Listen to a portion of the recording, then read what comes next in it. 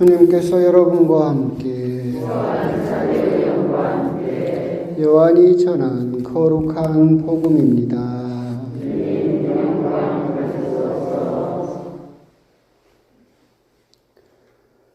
그날 곧 주간 첫날 저녁이 되자 제자들은 유다인들이 두려워 문을 모두 잠궈놓고 있었다. 그런데 예수님께서 오시어 가운데에 서시며 평화가 너희와 함께 하고 그들에게 말씀하셨다. 이렇게 말씀하시고 나서 당신의 두 손과 옆구리를 그들에게 보여주셨다. 제자들은 주님을 뵙고 기뻐하였다. 예수님께서 다시 그들에게 이르셨다. 평화가 너희와 함께, 아버지께서 나를 보내신 것처럼 나도 너희를 보낸다. 이렇게 이르시고 나서 그들에게 숨을 불어넣으며 말씀하셨다. 성령을 받아라.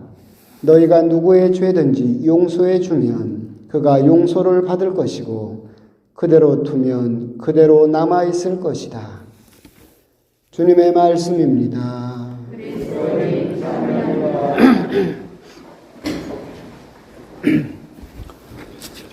참 예수님.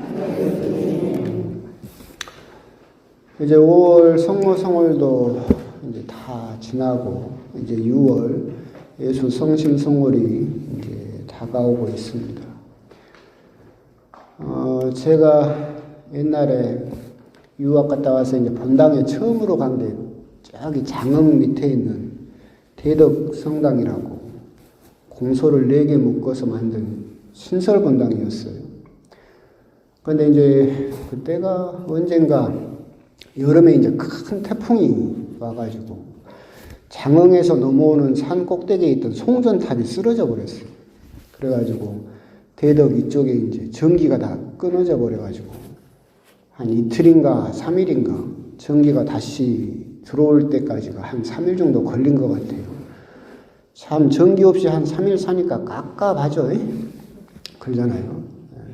밥을 먹으려고 해도 밥통에 전기가 안 들어오고 냉장고에서는 음식이 썩어가기 시작하고 밤에는 전등도 못 켜고 참 할 수 있는 것이 없이 그냥 다 멈춰버리는 그런 경험이 있었는데, 사실 우리가 오늘 성령 강림 대축일 성령을 어떻게 명쾌하게 이해할 수 있을까라고 한다면 불가능한 일이지만 가장 쉽게 이해하는 방법은 성령께서는 지금 우리에게는 전기와 같다라고 그렇게 이해를 하시면 될 것 같아요. 전기가 눈에 보이지는 않죠. 그러잖아요. 근데 전기가 있음으로 인해서 전등이 전등다워지고 에어컨이 에어컨다워지고 선풍기가 선풍기다워지는 거예요. 저 작년에 새로 난 저 에어컨도 전기 안 들어오면 저거 뭔 소용이 있습니까? 아무 소용도 없어요. 고철일 뿐입니다.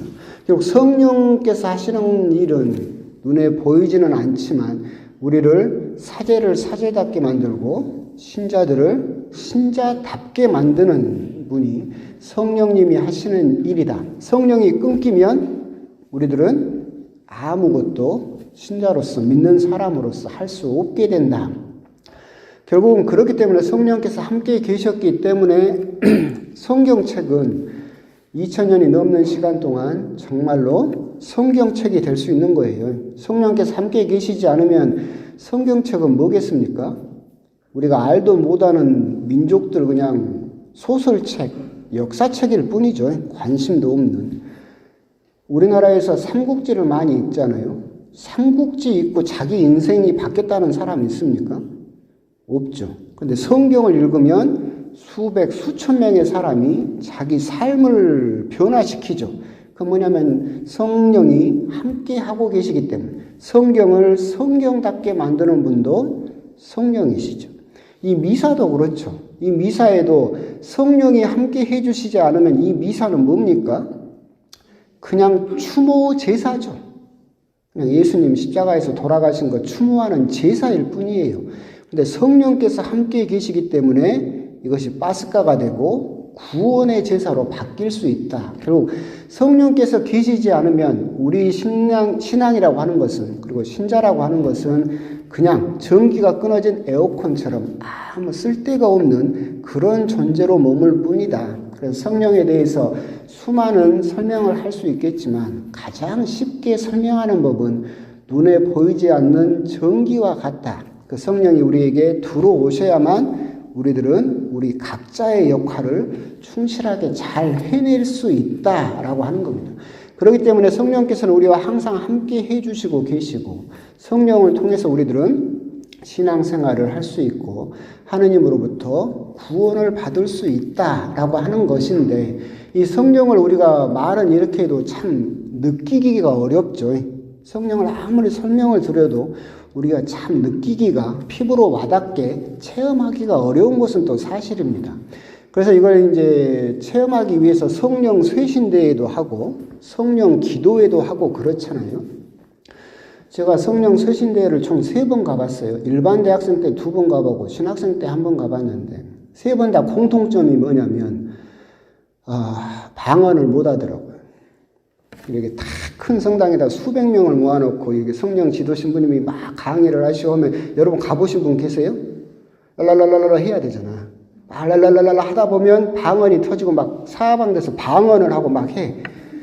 근데 저는 끝내 안 되는 거야. 안 되더라고. 3번 다. 그래서 3번 다 어떻게 됐냐면 지하실로 끌려갔어요. 못하는 사람은 특별 교육해가지고 수사님들이 나를 데리고 그때 살레시오 수도에서 했는데 수사님들이 나를 데리고 몇 명, 못하는 사람 몇 명을 데리고 지하실로 끌고 가서 지하실 컴컴한 데다 눕혀놓고 집중 교육을 시키는 거예요. 알랄랄라 막 하라게. 딴 사람 하는데 나는 끝내면 안 되더라고. 그래갖고 끝내 저는 방언을 못했던 그런 기억이 있는데 그럼 성령께서 오시는 것을 체험하는 것이 그렇게 방언이 터지고 눈에 띄는 그런 기적을 해야만 성령께서 나와 함께 계신다라는 증거가 되느냐? 결코 그렇지 않다. 방언은 성령께서 하시는 은사 중에서도 가장 낮은 은사이다. 그러면 오늘 사도 바오로 말씀처럼 우리에게 성령이 임했다라는 증거가 뭐냐라고 한다면 사도 바오로가 오늘 이 독서에서 이야기하죠. 성령께서 나와 함께 하고 계시다는 가장 확실한 증거는 뭡니까? 예수님이 주님이십니다라고 고백할 수 있으면 성령께서 우리와 함께하고 계시다는 증거다라고 하는 겁니다. 예수님께서 주님이십니다라고 고백할 수 있으면 여러분들에게는 성령이 함께하고 계시다는 명백한 증거다라고 하는 겁니다. 근데 그걸 말씀드려도 확실하게 체감이 잘 안 되죠. 그러잖아요. 그럼 왜 그럴까 생각을 해보면 우리 안에 주님이 너무 많아서 그래요. 예수님은 주님이십니다라고 고백을 하지만 사실 여러분들이 곰곰이 생각을 해보면 우리 안에 주님이 참 많아. 실제로 그 얼마 전에 독일에 있던 신문 기자가 책을 썼어요. 옛날에도 한번 말씀드렸는데 이 사람은 카톨릭 신자였어요. 그랬는데 너무 구원을 받고 싶었어. 구원에 대한 그 확증이 필요했지. 그래서 구원을 너무나 받고 싶어서 이 사람의 믿은 종교가 총 17개였어요. 카톨릭 신자였던 이 신문 기자가 너무나 구원을 받고 싶어서 불교도 가서 믿고 이슬람도 가서 믿고 개신교도 가서 믿고 조로아스터교도 믿고 해가지고 쭉 믿은 종교가 몇 개? 17개를 믿은 거예요. 가서 다 세례받고 교리받고 한 거예요. 여러분 생각하기에 그 사람이 진짜로 구원을 받을 것 같아요? 왜요? 이 사람 마음속에는 주님이 몇 명이에요? 17명이나 돼. 이 구원을 받을 수 있겠어요? 못 받지. 그러잖아요. 우리가 예수님은 주님이십니다라고 고백을 하지만 정말로 우리가 오직 한 분, 그분만을 주님이라고 믿고 있느냐? 아니면 슬그머니 다른 것도, 다른 사람이나 다른 것도 주님이라고 믿고 있는 것은 아닌가? 몇 번이나 말씀드려서 여러분은 외울 만도 하겠다. 맨날 말씀드리지만 제가 신자분들하고 일본 성지순례를 간 이야기 했었는데 그때 일본 신사를 가는데 다리를 건너야 된다고 했잖아. 다리를 건너야 되는데 그때 관광 가이드가 뭐라고 했어요? 뒤돌아보면 1년 동안 재수가 없다고. 그래가지고 이제 다 우리 그때 신자들이었잖아요. 다 가는데 저도 장난을 좋아하니까 뒤에서 이렇게 한 명씩 불렀어. 아네스 자매님, 클라라 자매님, 노엘라 자매님 한 명도 뒤를 안 봐. 왜? 뒤돌아보면 1년 동안 재수없다고 함께. 그러니까 저도 깜짝 놀랐어요. 세상에 하느님을 믿는 사람들이 거의 오기가 나가지고 수녀님을 불렀어. 기억은 안 나는데 무슨 수녀님 불렀더니 수녀님도 뒤를 안 봐. 하고 다리를 다 걷는 뒤에서야 다 같이 왜요 신부님 그러는 거예요. 하나님이 나를 지켜주시고 예수님이 주님이시라고 믿는 신자들도 꼴랑 한마디 이 다리에서 뒤돌아보면 1년 동안 재수가 없다라는 그 관광 가이드 그 한마디를 듣고 뒤를 안 돌아봐. 그러잖아요. 그럼 우리가 이때 생각을 해볼 필요가 있어요. 정말로 예수님은 주님이십니다라고 고백할 때 성령께서 나와 함께 하고 계신다라고 그게 확실한 증거다라고 했는데 여러분들은 정말 예수님이 주님 한 분이 맞느냐? 돈도 주님이고 인류대학도 주님이고 건강도 주님이고 내 일도 주님이고 그래서 집안에 우환이 끓으면 뭘 해야 돼? 전 보러 가야지. 집안에서 누가 결혼을 해야 돼. 그럼 뭘 보러 가야 돼? 궁합을 보러 가야지. 새해가 되면 뭘 한번 봐줘야 돼? 토종비결은 한번 봐줘야지. 그러면 여러분 안에 주님이 몇 명이에요? 겁나불지. 겁나불.